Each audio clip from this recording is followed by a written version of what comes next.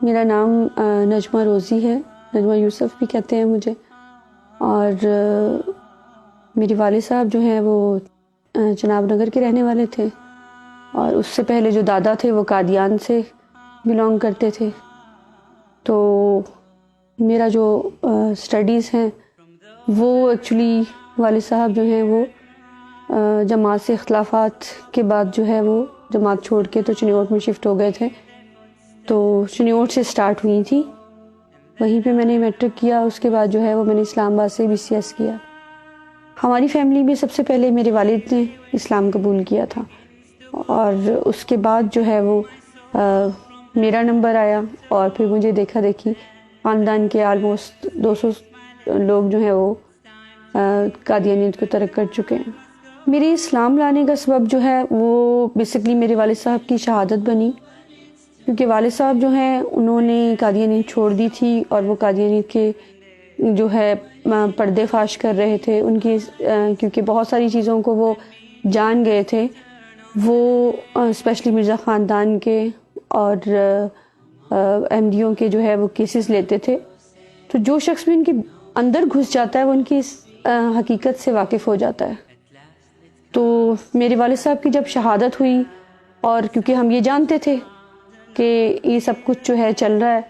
اور والد صاحب نے بے شمار دفعہ خاندان کے سبھی لوگوں سے، اپنے بچوں سے اس بات کا اظہار کیا تھا کہ مجھے قادیانی جماعت بہت جلد مروا دے گی، اور بالکل ایسا ہی ہوا۔ تو پھر ہمارے لیے یہ بات جو ہے وہ انتہائی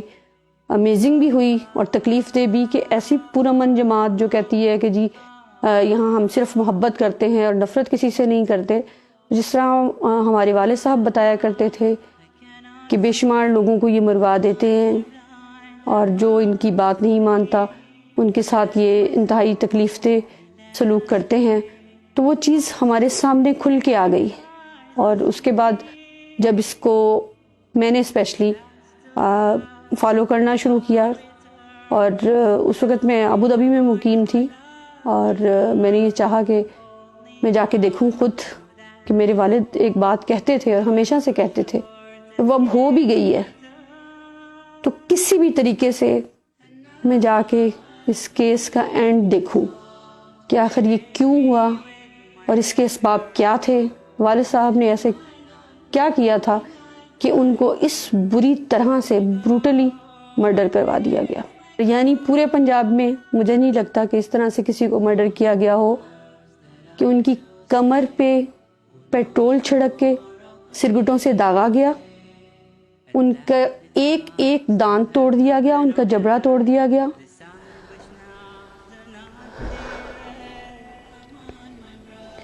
ان کی گردن جو تھی وہ 3 جگہ سے ٹوٹی ہوئی تھی،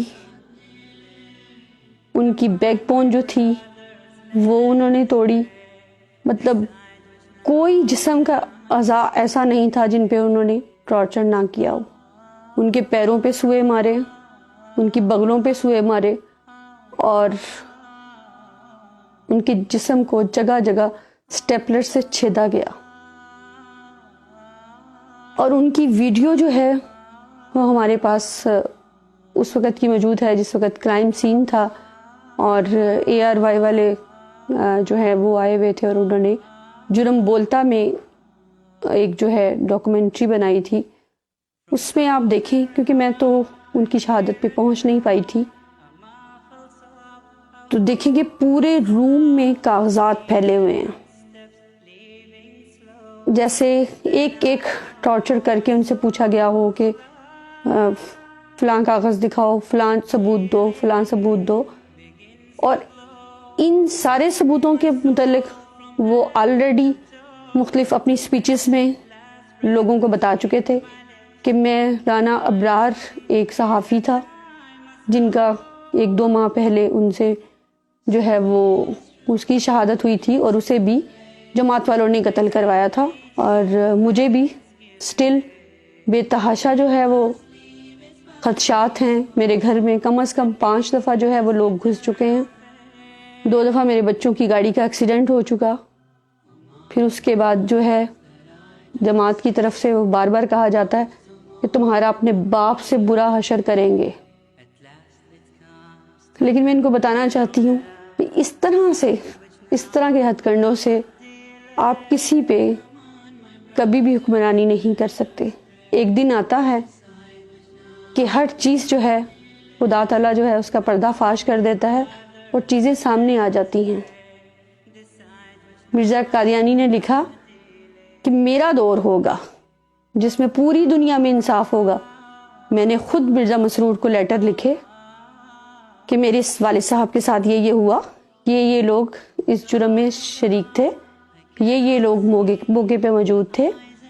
آپ ان سے فوری طور پہ انویسٹیگیٹ کریں. جب مجھے وہاں سے کسی قسم کا رپلائی نہیں آیا اور الٹا مجھے مروانے کی کوششیں کی جانے لگی، میرے ہسبینڈ سے کہے جانے لگا کہ جی اس کو چھوڑ دو، یہ ذرا سی لڑکی تم سے نہیں سنبھالی جا رہی، اور تم اس کا خرچہ بند کر دو، اور اسے تم طلاق دے دو، اس سے بچے چھین لو. کیا اس قسم کے ہتھ کنڈوں سے یہ کب تک اپنی جماعت کو چلائیں گے، اور کب تک اس جھوٹ کے بل بوتے پہ یہ سب کچھ چلتا رہے گا؟ کیوں کسی حق کے لیے آواز اٹھانے والے کو اس طرح سے بروٹلی مرڈر کروا دیا جاتا ہے؟ کیوں لوگوں کی بیٹیوں کو طلاقیں دلوائی جاتی ہیں؟ کیوں اسلام کی طرف بڑھنے والے قدموں کو یہ کہہ کے روک دیا جاتا ہے کہ خبردار تم سے گھر بار چھین لیں گے، تم سے بچے چھین لیے جائیں گے؟ اگر ان ساری چیزوں کی طرف توجہ دیں تو آپ کو پتہ چلے گا کہ یہ صرف اور صرف ایک انگریز کا لگایا ہوا پودا ہے جو صرف پیسے کے چکر میں ہے. اور دوسری اہم ترین بات کہ آپ اپنے مرزا کی لکھی ہوئی کتابوں کو ضرور پڑھیے، کیونکہ یہ کتابیں مولویوں کے نہیں لکھی گئیں، یہ کتابیں انہوں نے اپنی جماعت کے لیے لکھی ہیں. تو دوسروں کو پردے میں چھپا کے شوگر کوٹڈ زہر دینے سے بہتر ہے کہ آپ کھل کے سامنے آئیے اور مقابلہ کیجئے. جس طرح ہر مذہب کا ماننے والا جو ہے وہ خوشی سے یہ مانتا ہے کہ وہ ہندو ہے، عیسائی ہے، وہ کسی بھی فرقے سے تعلق رکھتا ہے، کسی بھی مذہب سے تعلق رکھتا ہے. جو گھروں میں آپ کے بکس پڑی ہوئی ہیں اسے ضرور پڑھیے. ایک غلطی کا ازالہ، کشتی نوح، کہ جہاں رسول کریم صلی اللہ علیہ وآلہ وسلم کی توہین ہے، نعوذ باللہ اہل بیت کی توہین ہے، حضرت حسن حسین کی توہین ہے، جہاں حضرت فاطمہ کی توہین ہے. آپ دیکھیں کہ کوئی شخص جس کے اندر ذرا سی بھی ایمان کی رمق ہوگی وہ کبھی بھی یہ برداشت نہیں کرے گا. والد صاحب کی شہادت کے بعد جب بہت ساری چیزیں میں نے خود انویسٹیگیٹ کی اور چیزوں کی کھوج لگانا شروع کی، تو جب مجھ پہ یہ عیاں ہو گیا کہ قاتل جماعت ہے، تو میں نے اس جماعت کی بھی مکمل ریسرچ کرنی شروع کی. ان کی وہ سب بکس جو ڈھیروں کے حساب سے ہمارے گھر میں موجود تو تھیں، لیکن آج تک ہماری فیملی کے کسی بھی ممبر نے اسے پڑھنے کی کوشش نہیں کی تھی. اس وقت ٹائم بہت کم ہے. ایک چیز میں آپ سب لوگوں کو ضرور دکھانا چاہوں گی کہ جس طرح رسول کریم صلی اللہ علیہ وآلہ وسلم پہ قرآن پاک نازل ہوا تھا، اسی طرح سے قادیانیوں کا کہنا ہے کہ تذکرہ بھی قرآن پاک کا ایک نام ہے. جو تذکرہ کے نام سے انہوں نے یہ ایک کتاب، شاید اگر کیمرہ آپ کو دکھا سکے تو یہ کتاب ہے، اس میں انہوں نے یہ مرزا غلام احمد کی یہ بک لکھی ہوئی ہے. اس میں اگر آپ دیکھیں تو اس کا جو پیج، یہ فرسٹ پیج ہے کہ اللہ تعالیٰ نے تیرے الہام، تیری وحی اور تیری رویا میں برکت دی. وحی تو ہمیشہ پیغمبروں پہ آیا کرتی ہے، جبکہ آج تک قادیانی یہ کہتے ہیں کہ ہم اسے نبی نہیں مانتے، اور جسے نبی ہی نہیں مانتے اس کے بارے میں یہ پیس بی اپون ہم لکھتے ہیں. یہ تمام احمدیوں کے گھروں میں یہ ڈیفینیٹلی موجود ہوگا. اٹھے مہربانی کر کے ایک نظر اسے دیکھنے کی کوشش کریں کہ کیا آج تک پیس بی اپون ہم نے رسول کریم صلی اللہ علیہ وآلہ وسلم کے علاوہ کسی کے لیے بولا یا سنا تو کیوں ہم یہ کر کے شرمندہ نہیں ہیں اور خدا سے معافی کی طلبگار نہیں ہیں اور اس کوشش میں نہیں ہیں کہ اس گندگی سے نکل آئیں جو انہوں نے صرف اور صرف پیسہ کمانے کا ایک ذریعہ بنا رکھا ہے. اور میں نے جب گھر چھوڑا تو آپ یقین کریں کہ مجھے بالکل اندازہ نہیں تھا کہ مجھے کہاں جانا ہے, مجھے کہاں رہنا ہے. میں نے بچوں سے یہ کہا کہ آپ لوگ ظاہر ہے بہت عالی شان زندگی کے عادی ہیں, تو اگر آپ ڈیڈی کے پاس رہنا چاہیں تو مجھے کوئی اعتراض نہیں ہوگا. لیکن الحمدللہ میرے بچوں نے یہی کہا کہ نہیں, ہم آپ کے ساتھ ہی جائیں گے, ہم پڑھنا چھوڑ دیں گے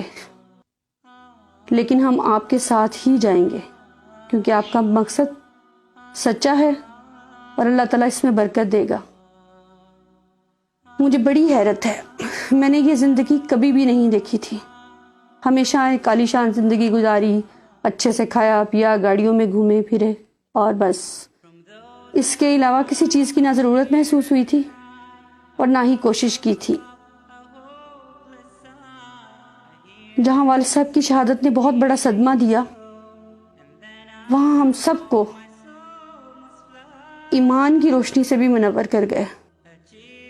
اور ایک ایسا ایمان کہ مجھے تکلیف ہوتی ہے یہ سوچ کے کہ ہم اس کفر میں گرے ہوئے تھے اور سب کو